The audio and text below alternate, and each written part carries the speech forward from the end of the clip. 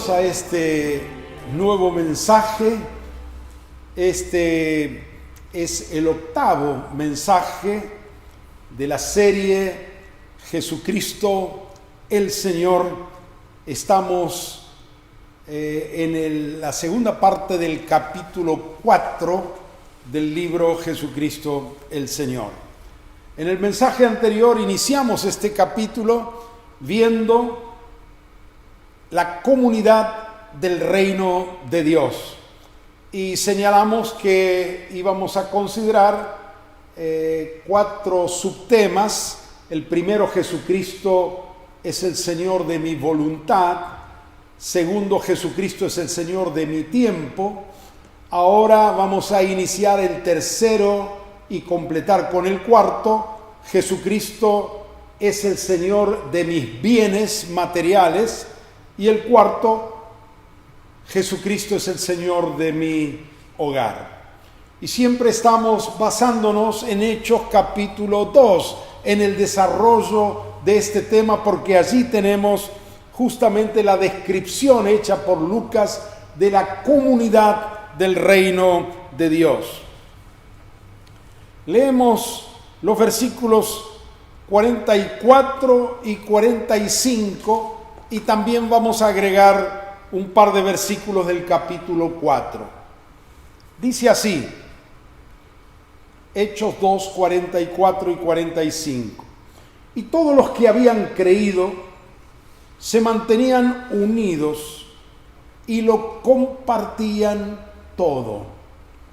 Vendían sus propiedades y posesiones y todo lo compartían entre todos, según las necesidades de cada uno. Y en Hechos 4:32 y el versículo 34 dice algo similar. Todos los que habían creído eran de un mismo sentir y de un mismo pensar.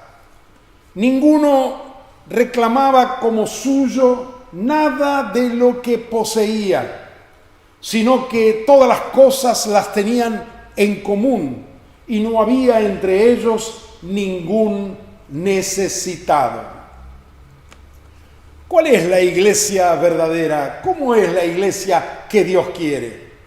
Es aquella comunidad en la que cada uno de sus miembros puede decir con verdad: Jesucristo es el Señor de todos mis bienes y de mi dinero. ¿De quién es todo lo que tenemos?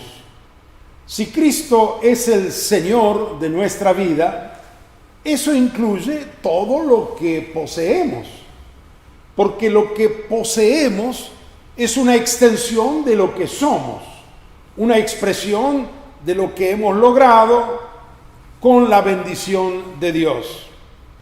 Todos los miembros de la Iglesia de Cristo reconocen y honran verdaderamente a Jesucristo como dueño y Señor de todos sus bienes materiales, de todo lo que poseen. Algunos hoy tratan de evadirse diciendo, bueno, eso que sucedió en la iglesia de Jerusalén estaba bien para ellos, para los del primer siglo únicamente. No se aplica hoy a nosotros. Recordemos las palabras de Jesús. Vamos despacio. Jesús dijo así a una multitud: cualquiera de ustedes que no renuncia a todo lo que posee, no puede ser mi discípulo. Eso está en Lucas capítulo 14, versículo 33. No puede ser mi discípulo. Y si no es discípulo, ¿qué es? Bueno, alguien podría decir, yo soy un simple creyente. No. Nosotros solemos llamarnos creyentes o convertidos, pero el término que la Biblia utiliza al referirse a los que son del Señor, hijos de Dios, es el término discípulo. La palabra convertido no aparece ni una sola vez en el Nuevo Testamento. La palabra creyente apenas unas 12 veces, pero el término que más se usa es el de discípulo, 250 veces en el Nuevo Testamento. Y no se refiere a los 12 discípulos. Ellos, aparte de ser discípulos, eran apóstoles. Esto está muy claro en el Nuevo Testamento. Cristo no exageró ni mintió al decir: cualquiera que no renuncia a todo lo que posee no puede ser mi discípulo. ¿Qué quiso decir Cristo con estas palabras? Pues quiso decir exactamente lo que dijo. Si hubiera querido decir otra cosa, lo hubiera dicho. Hemos dado demasiadas vueltas alrededor de lo que Cristo quiso decir con esto o con aquello. Sin embargo, sus palabras son muy directas, son muy claras. Si queremos ser seguidores de Cristo, discípulos suyos, debemos renunciar a todo lo que poseemos. Pero ¿no será que lo que Cristo dijo significa otra cosa?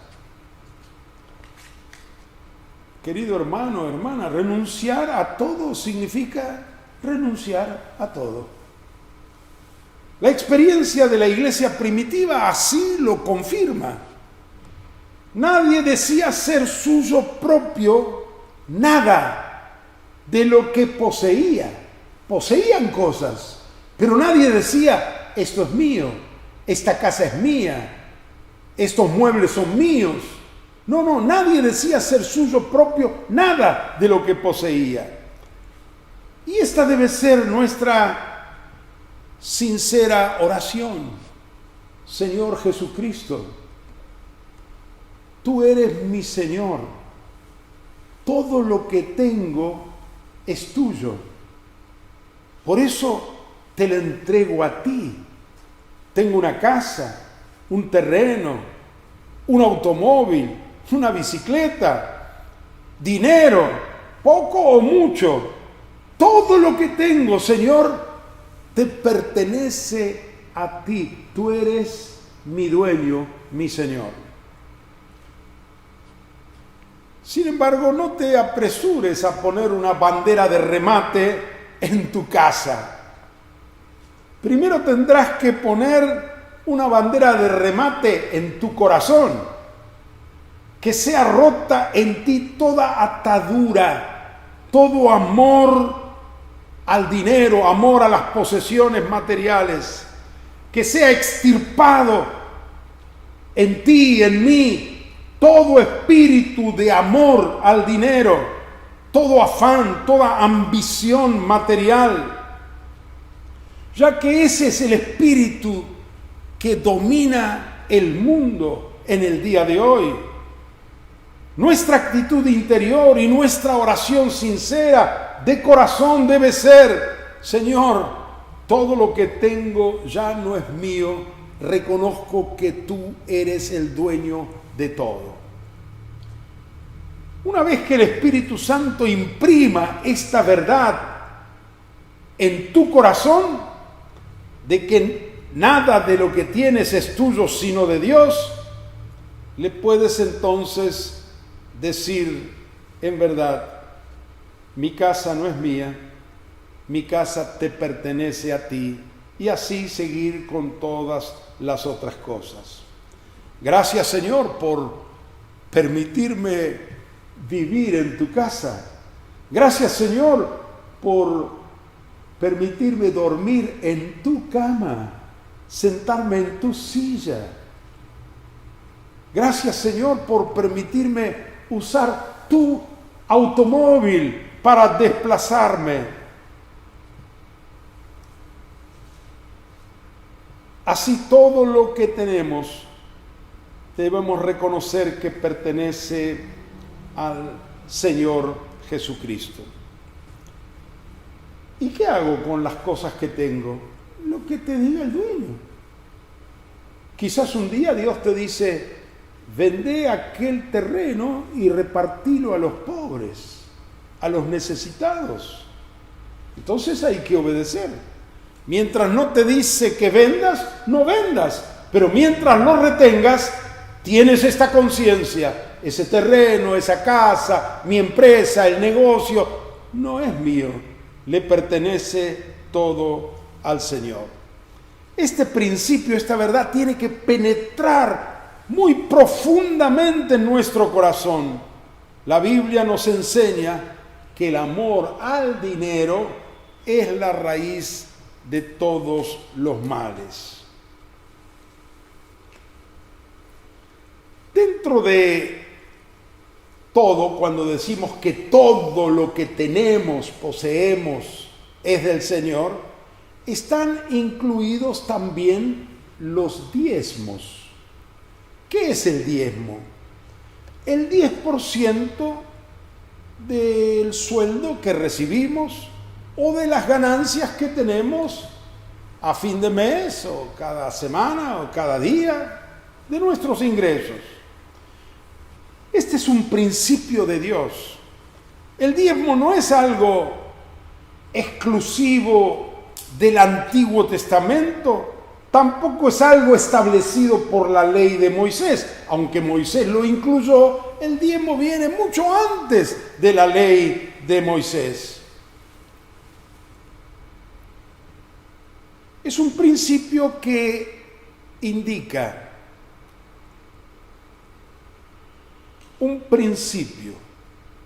El principio es que todo lo que existe le pertenece a Dios, el creador del cielo y de la tierra. La Biblia dice: del Señor es el mundo y su plenitud, y todos los que en él habitan. Salmo 24. Esa es la forma correcta que debemos interpretar la pertenencia de todos los bienes materiales. Dios es el único dueño de todo lo que existe, porque Él es el creador. Cuando recibís tu sueldo a fin de mes, debes tener en cuenta que todo es de Dios. El sueldo completo.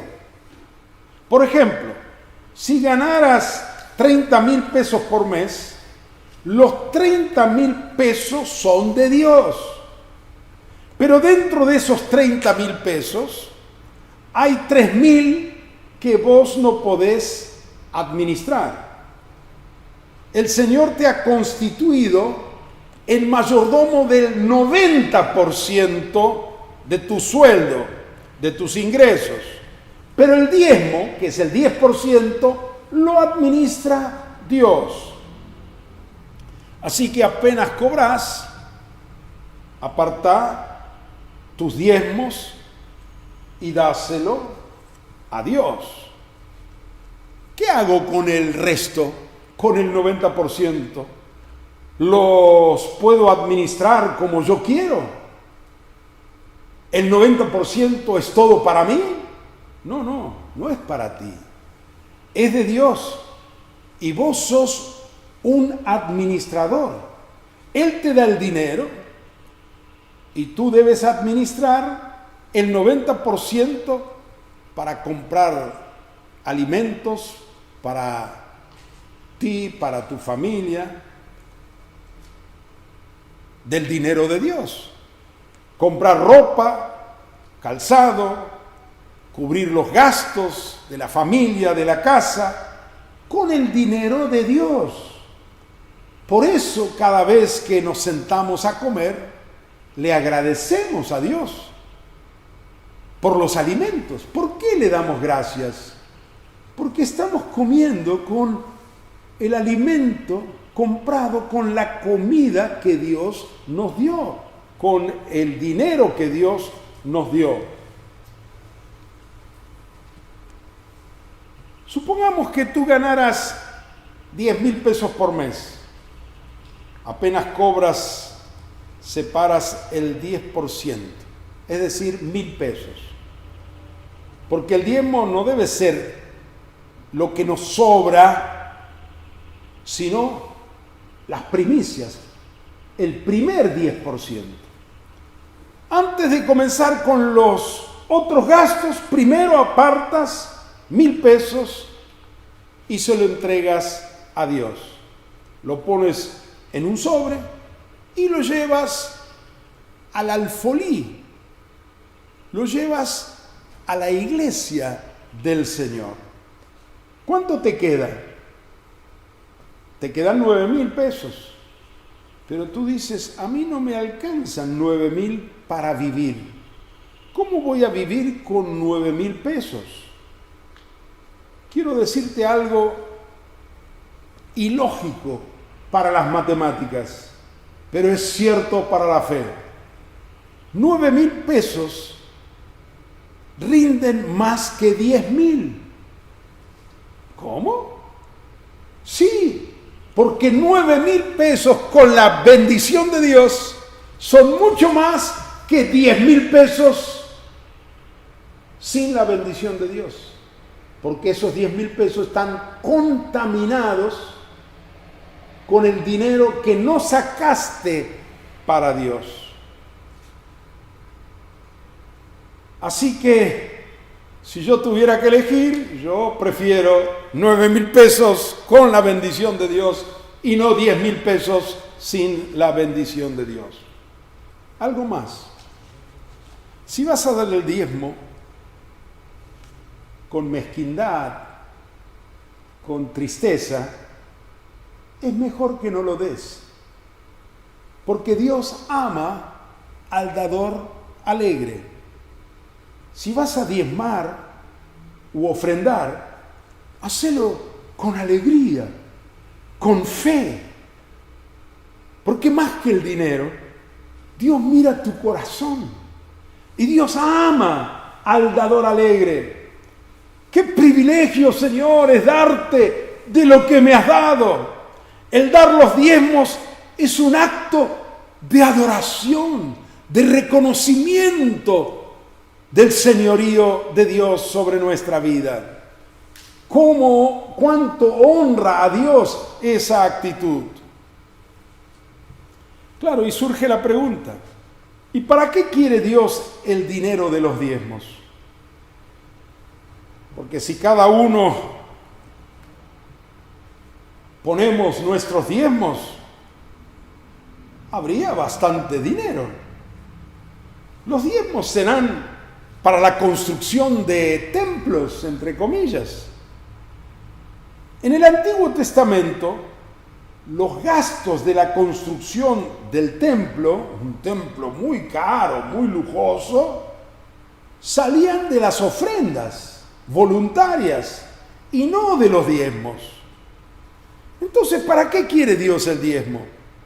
Según las instrucciones de Dios, los diezmos siempre se destinaron para el sostén de los ministros de Dios, aquellos que tuvieron que dejar sus trabajos materiales para consagrarse únicamente al trabajo ministerial en el servicio de Dios. La Biblia así lo enseña. En el Antiguo Testamento, los diezmos fueron destinados para el sostén de los levitas y los sacerdotes.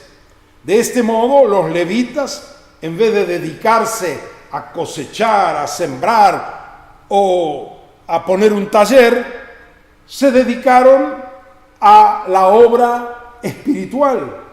El levita, en vez de estar trabajando de carpintero o de cualquier otro oficio, se ocupaba en todas las cosas referentes al culto a Dios. ¿Y para qué quiere hoy Dios? ¿Para qué quiere nuestros diezmos? Ya que hoy no tenemos ni levitas ni sacerdotes.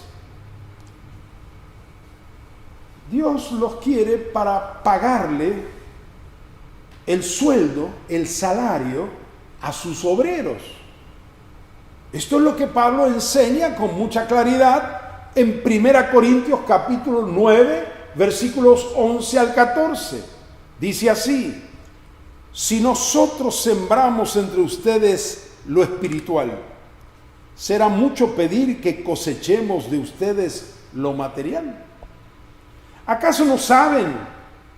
¿No saben ustedes que los que trabajan en el templo comen del templo y los que sirven del altar participan del altar? Se refiere al Antiguo Testamento. Así también el Señor ordenó a los que anuncian el Evangelio que vivan del Evangelio. Está clarísimo. No es que nosotros le pagamos a los obreros, a los pastores, su sueldo. No, es Dios quien les paga. Nosotros le damos los diezmos a Dios. Y ese diezmo entra al bolsillo de Dios. Y Dios de su bolsillo saca y le paga a los apóstoles, profetas, pastores, evangelistas, maestros, les paga a aquellos que están todo su tiempo dedicado a la obra del Señor. Es Dios quien paga a sus obreros. Si tú llamaras a un carpintero para hacer un trabajo en tu casa, ¿quién le va a pagar? Tú que lo llamaste. Y si Dios llama a algunos a predicar el Evangelio, a ser pastores, evangelistas, apóstoles, ¿quién les va a pagar el sueldo? Dios mismo. Cuando nosotros no ponemos el dinero de nuestros diezmos, ¿sabes qué estamos haciendo en realidad? Estamos robando a Dios y evidenciando que Jesucristo no es el Señor del dinero que ganamos. Así que obedezcamos la palabra y con alegría, con fe, con entusiasmo, cada vez que cobramos el sueldo, cada vez que sumamos nuestros ingresos y vemos cuánto hemos ganado, apartemos el 10%, hagámoslo con fe, con alegría, honrando a Dios y diciéndole: Señor, todo te pertenece a ti y te entrego mis diezmos para manifestar que te amo, te adoro y reconozco tu señorío sobre todas las cosas de mi vida. Amén. Bueno, pasamos al cuarto subtema. Jesucristo es el Señor de mi hogar, Señor de mi voluntad, Señor de mi tiempo, Señor de mis bienes y dinero y Señor de mi hogar. Y aquí otra vez reitero y leo Hechos capítulo 2, versículo 46. Dice así: y perseverando unánimes cada día en el templo y partiendo el pan en las casas. Subrayo la palabra en las casas. Comían juntos con alegría y sencillez de corazón. Los cristianos de la iglesia del primer siglo adoraban a Dios, comían juntos, se alegraban, estaban en el templo, y sería en la puerta del templo o en el patio, en el atrio del templo. Luego, cuando terminaban allí su reunión conjunta, se dispersaban, pero seguían en las casas, unánimes, juntos, cada día en el templo y partiendo el pan en las casas. Qué lindo, ¿no?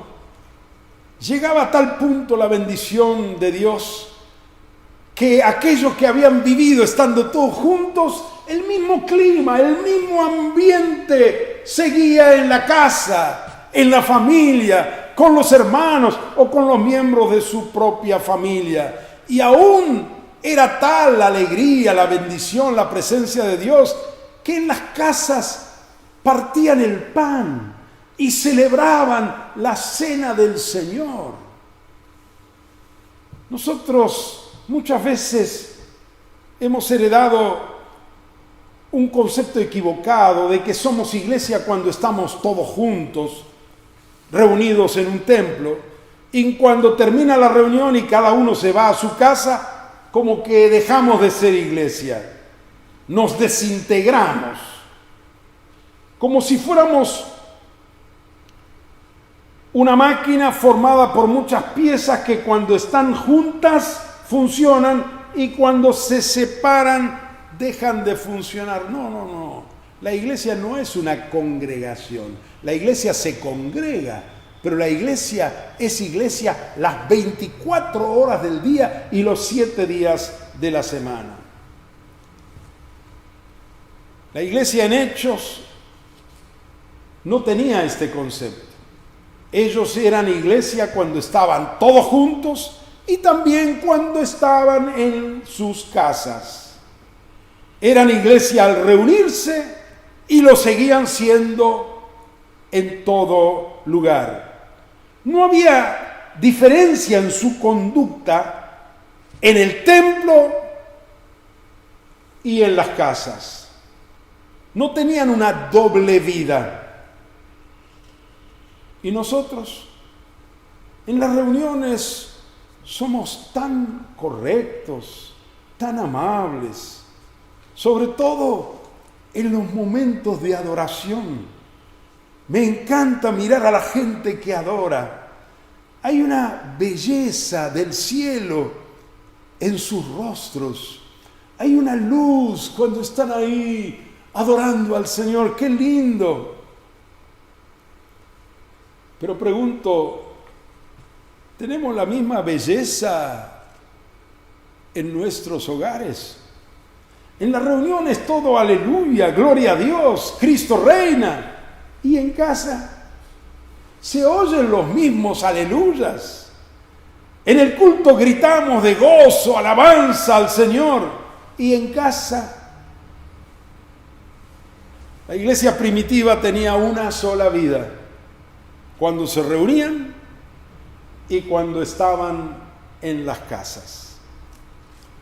Uno de los aspectos más importantes de nuestra vida es el hogar. Señor, venga tu reino. Venga tu reino a mi casa, a mi familia. Como en el cielo, así también en mi hogar. Yo tengo la responsabilidad de que el reino de Dios llegue a mi hogar. Cada uno de los miembros de la familia tenemos esa responsabilidad de permitir que el reino de Dios sea una realidad en nuestro hogar, en nuestra casa, cada día.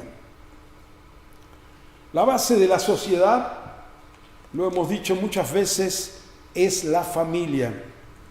Dios así lo ha determinado. Y si el reino de Dios no se establece profundamente en nuestros hogares, el avance que lograremos será muy superficial, tanto en la iglesia como en la sociedad. Porque nuestra verdadera manera de ser es lo que mostramos en casa. Fuera del hogar, la mayoría de la gente se comporta mejor. Es más amable, más sociable. Alguien dibujó la caricatura de un hombre saliendo de su casa hacia el trabajo, con una sonrisa de oreja a oreja, llega a su oficina saludando a la secretaria con mucha simpatía, atiende a los clientes diciéndoles: encantado señor, por favor tome asiento, mucho gusto en conocerlo, ¿en qué lo puedo servir? Y así todo el día hasta el anochecer. Cuando vuelve a casa, se quita el saco y lo cuelga, se quita el sombrero y lo cuelga, y luego se quita una careta y lo cuelga, y aparece debajo un rostro severo, una cara hosca, horrible. Cambia dentro de la casa. Finalmente, con gesto grosero, le dice a la esposa: y mujer, todavía no está lista la comida. Y le grita a su hijo: vos callate y salí de acá. El resto de la escena es fácil imaginar. El mundo utiliza técnicas de relaciones públicas para preparar a muchos que trabajan en el comercio o en las empresas para lograr una apariencia de amabilidad. Pero en el reino de Dios esto no es una técnica.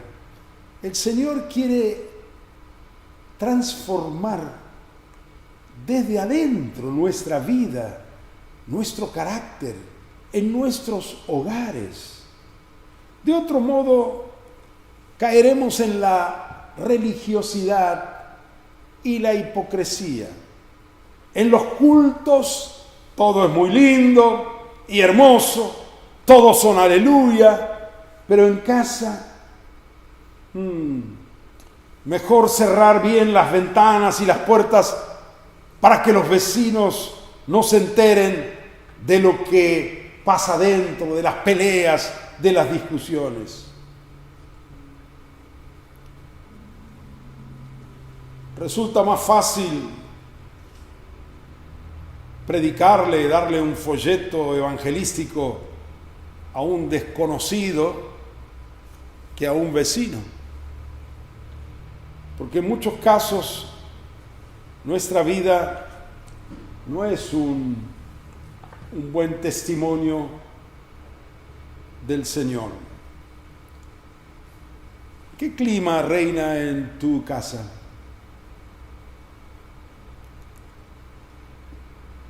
¿Vivís en la presencia de Dios? ¿Hay alabanzas? ¿Reina el amor? ¿Cómo abrazamos, qué lindo, a los hermanos en las reuniones? Pero nos tratamos así en casa, con el mismo amor.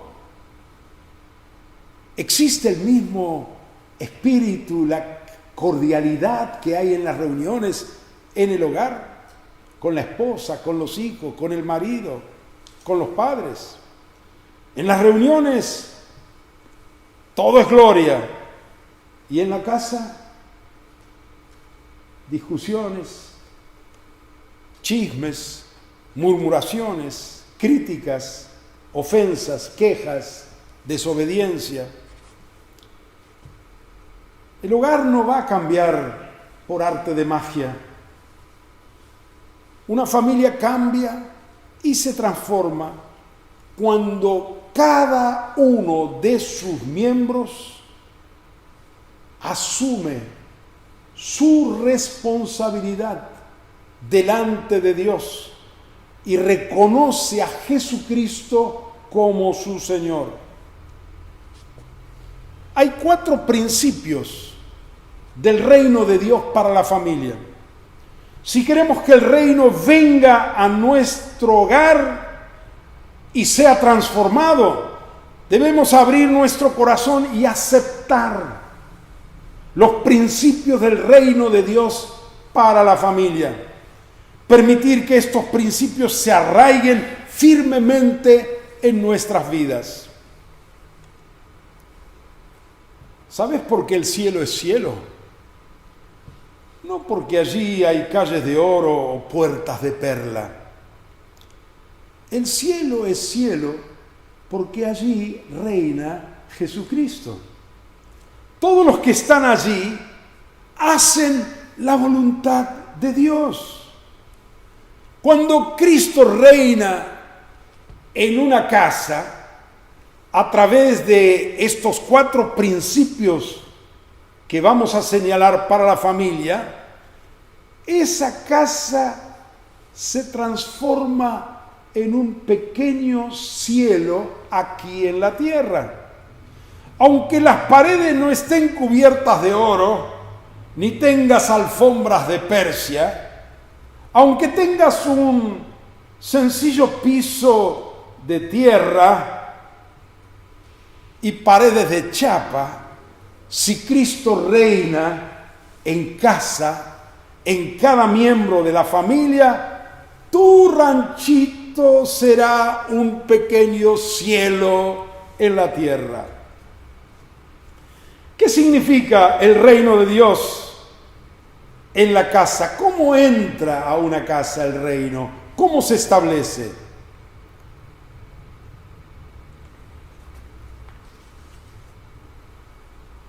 Lo explico así. En cada casa hay un trono espiritual, no material. Un lugar de preeminencia. En ese trono debe estar sentado Jesucristo, no el marido, no la mujer, no los hijos. Jesucristo. Cada miembro de la familia debe responder a las órdenes del que está sentado en el trono. Cuando se establece esta relación con Cristo, se puede afirmar que el reino de Dios ha llegado a esa familia. Un hogar o una familia está formado básicamente por una doble relación. La primera es la relación entre marido y mujer, el matrimonio. La segunda relación es la de padres e hijos. Esa es la estructura básica de una familia. El resto de familiares, abuelos, cuñados, sobrinos, tíos, puede ser que vivan bajo el mismo techo, pero deben sumarse a esta estructura principal que Dios ha establecido para cada familia. La Biblia nunca da instrucciones para los abuelos o los tíos, pero habla a los esposos, a la esposa, al marido, a los padres y a los hijos, porque esta es la estructura que sustenta a la familia. Y los principios de Dios para cada uno de estas 4 partes son esenciales para el desenvolvimiento del núcleo familiar. Vamos a ver cuáles son estos 4 principios. El primer principio del reino de Dios es para las casadas. ¿Qué le dice el Señor a ellas? Efesios 5, 22. Y todos los pasajes que hay en las epístolas dicen lo mismo. Efesios 5, 22 dice así: las casadas estén sujetas a sus propios maridos como al Señor. Este es el mandamiento del Señor para una mujer casada. Jesús, que está sentado en el trono como Rey y Señor, le dice a la esposa, a la madre, esposa de ese matrimonio: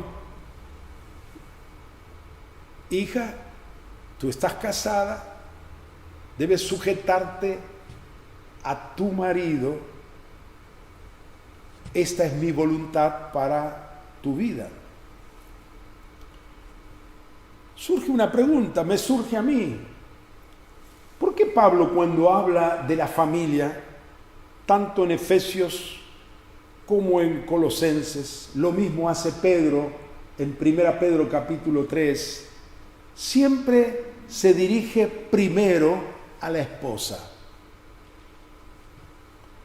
Porque en el reino de Dios la autoridad no es impuesta, sino reconocida.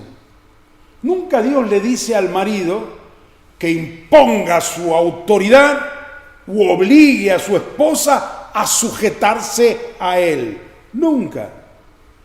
La palabra le dice a ella que se sujete a su marido. Es ella que al estar sujeta a Cristo como Señor, voluntariamente respeta a su marido como su cabeza según las instrucciones del Señor. La sujeción es una actitud de humildad ante Dios y de unidad hacia su marido, a quien Dios le dio a la mujer como su cabeza, haciendo de los dos un solo cuerpo. En todas las áreas de la sociedad hay niveles de autoridad. En un país sería imposible un país sin gobierno, sin autoridad. En cualquier institución, en una empresa, en una escuela, en un comercio, en todos lados hay autoridad. De otro modo, habría anarquía, desorden, caos. Y lo que es peor, no se lograrían los objetivos de tal entidad. Lo mismo ocurre en la familia. La esposa que respeta y se sujeta a su marido, con su ejemplo está enseñando a sus hijos el respeto y la sujeción a la autoridad.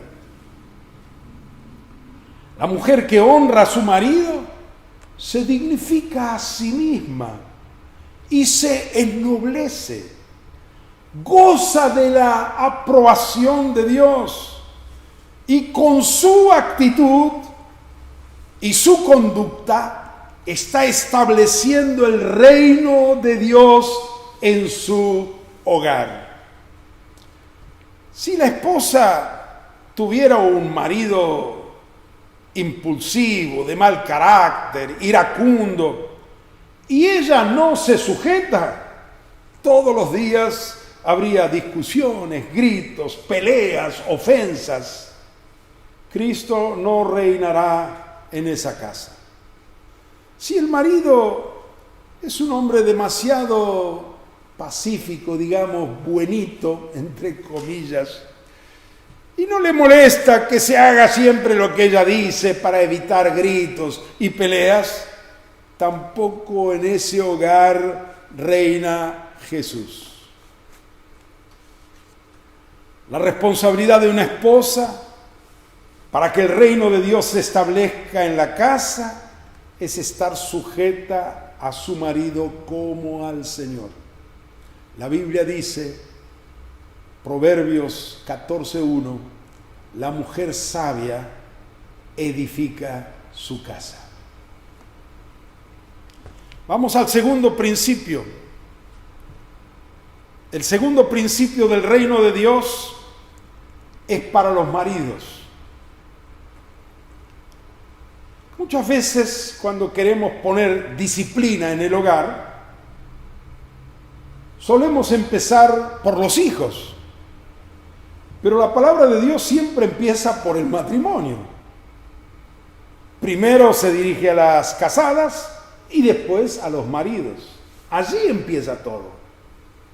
Si la casada no respeta a su marido, es difícil que los hijos respeten y obedezcan a sus padres. Si el marido no trata a su esposa amablemente, correctamente, lo más probable es que los hijos se traten mal entre ellos. ¿Cuál es el mandamiento del Señor para los maridos? Vamos a Efesios 5:25. Primero, esposos, amen a sus esposas, así como Cristo amó a la iglesia y se entregó a sí mismo por ella. Y Pedro en su primera epístola, capítulo 3, versículo 7, dice así: ustedes, maridos, de la misma manera, vivan con ellas con sabiduría y comprensión, dando honor a la mujer como a vaso más frágil y como a coherederas de la gracia de la vida, para que las oraciones de ustedes no sean estorbadas. El principio del rey para el marido es este: amar a la esposa como Cristo amó a la iglesia. Cristo amó a la iglesia al punto de sacrificarse por ella, se entregó a sí mismo por ella. Así también los maridos debemos amar a nuestra esposa en una forma práctica, servicial, sacrificándonos a nosotros mismos por el bienestar de ella. Y como dice Pedro, el marido debe tratar a la esposa como a un vaso frágil, dándole un honor especial. No se refiere a una fragilidad física, porque a veces hay matrimonios donde la esposa es bien fuerte físicamente, pero sí se refiere a la fragilidad emocional, a la fragilidad por su feminidad. Está diciendo Pedro que hay que tratar a la mujer con mucho cariño, con delicadeza, con suavidad, nada de gritos, nada de insultos, menos golpes y violencia, que puede ser violencia verbal o violencia física, nada de eso, con delicadeza, con cariño, como tratamos a una copa de cristal, con ese cariño. Esto no es de cristal, es de vidrio, pero la idea es esa, que podamos tratar con mucho cariño, amor, amabilidad a nuestras esposas. Si el marido no ama a su esposa en forma práctica, con un trato amable, suave, cariñoso, Cristo no reina en ese hogar. Ahora, para los que conocemos la Biblia, estos textos son muy conocidos, no es ninguna novedad, lo sabemos de memoria, pero nuestro mayor problema es que sabemos bien de memoria el versículo del otro. Hemos aprendido al revés. ¿A qué me refiero? Los maridos hemos aprendido muy bien el versículo que le corresponde a la esposa. Y la esposa ha aprendido muy bien el versículo que le corresponde al marido. Y cada vez que hay una discusión, un conflicto, el marido le dice: la Biblia dice que te tenés que sujetar. Y la esposa le responde: y la Biblia dice que me tenés que tratar bien, que me tenés que amar. No, la Biblia a cada uno, o Jesucristo le dice a cada uno su responsabilidad. Olvídate definitivamente. Nunca más repitas, varón, el versículo de tu esposa. Nunca. Nunca, hermana, si eres casada, le repitas a tu marido el versículo que le corresponde a ti, a él. Cada uno tenemos que aprender nuestro propio versículo. Yo, marido, tengo que decir, tengo que amar a mi esposa como Cristo amó a la iglesia. La tengo que tratar como un vaso frágil. Ese es el versículo que me corresponde y lo tengo que repetir, hasta que eso se me haga carne, se me haga realidad. Y lo mismo la esposa tiene que decirse a sí mismo, yo como casada tengo que estar sujeta a mi marido como al Señor. Y repetirlo hasta que eso se le haga realidad. De esta manera se establece el reino en el matrimonio. Y esa es la base para que venga también al resto de la familia.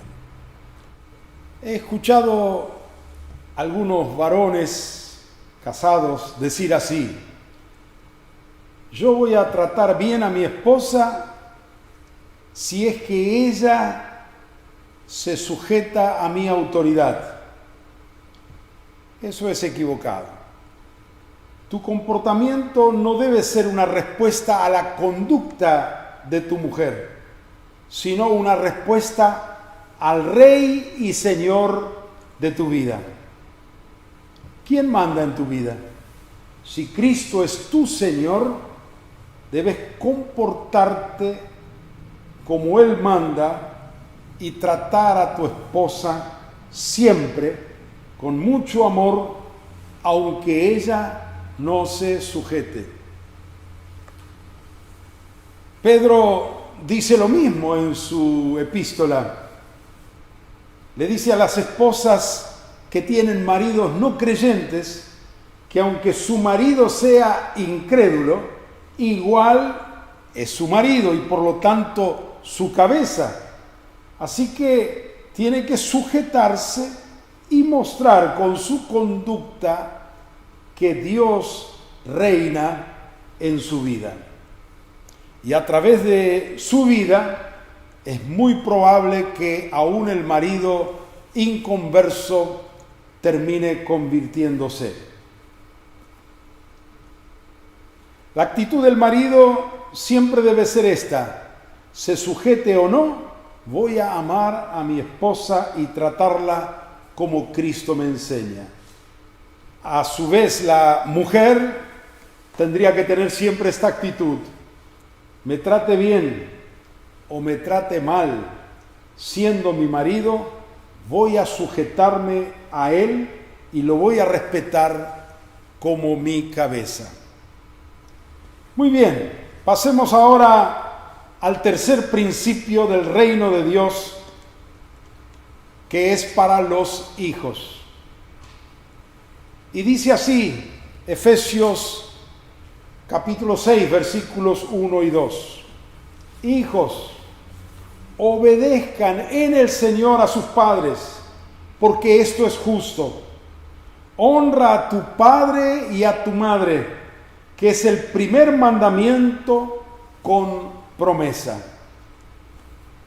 Si sos un hijo que vive bajo el techo paterno, si has confesado a Cristo como tu Señor, este es el primer mandamiento para vos: obedecer a tus padres. El espíritu que reina hoy en el mundo es de total rebeldía y aún insolencia los hijos hacia los padres. Pero el principio del reino de Dios es totalmente diferente. Obediencia, y una obediencia no con mal humor, con bronca y disgustado, quejándose, rezongando. No, esta es la voluntad de Dios.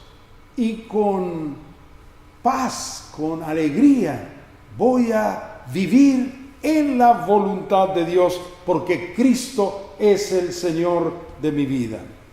La palabra de Dios dice que hay que obedecer y honrar a los padres, al padre y a la madre. No solo obedecer, sino honrar, tratarlos con honra, con ese respeto, con esa deferencia, con ese reconocimiento. Darle una honra especial por ser los padres y por ser mayores que nosotros. Bueno, vamos al cuarto principio del reino de Dios, que es para los padres. Dice así: y ustedes, padres, no provoquen a ira a sus hijos, sino críenlos en la disciplina y la instrucción del Señor. Efesios 6:4. Padres, si vamos a vivir el reino de Dios en nuestros hogares, este es el mandamiento del Rey para nosotros los padres. Dice el texto: críenlos en la disciplina e instrucción del Señor. La palabra criar es una palabra un poco antigua, pero es lo mismo que decir educar. Hoy usaríamos más esa palabra. Eduquen a sus hijos en la disciplina e instrucción del Señor. Sí, hay que enseñar a los hijos. Enseñarles todo. Enseñarles y mostrarles el camino a seguir. Es nuestra responsabilidad educar, instruir, enseñar, hasta que aprendan a hacer lo correcto. Si le das una orden a tu hijo, haz que la cumpla, aunque te tome tiempo y requiera de tu paciencia. El principio del reino para los padres es este: si Cristo reina en tu hogar, debes educar a tus hijos en la disciplina y amonestación del Señor. Enseña, anima, exhorta, corrige, hazlo siempre en un tono amigable, hazte amigo de tus hijos, especialmente cuando ya son adolescentes, y ten mucho cuidado de no abusar de tu autoridad. Porque el Señor también dice: no provoquéis a ira a sus hijos, no provoquen a ira a sus hijos. No seas rígido e intransigente, nunca des órdenes injustas, caprichosas. Piensa bien lo que tienes que decir. No implantes un régimen de severidad, un régimen inflexible. La familia no es un ejército, tiene que haber amor, tiene que haber cariño, y en ese cariño y amor también debe haber autoridad, instrucción.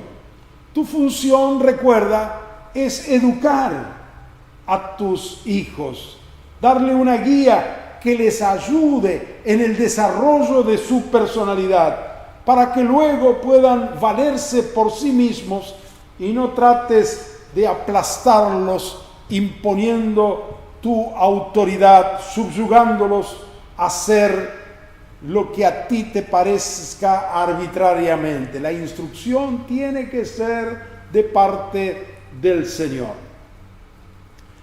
Bueno, si Cristo reina en tu vida, educa a tus hijos en la disciplina e instrucción del Señor, sin provocarlos a ira.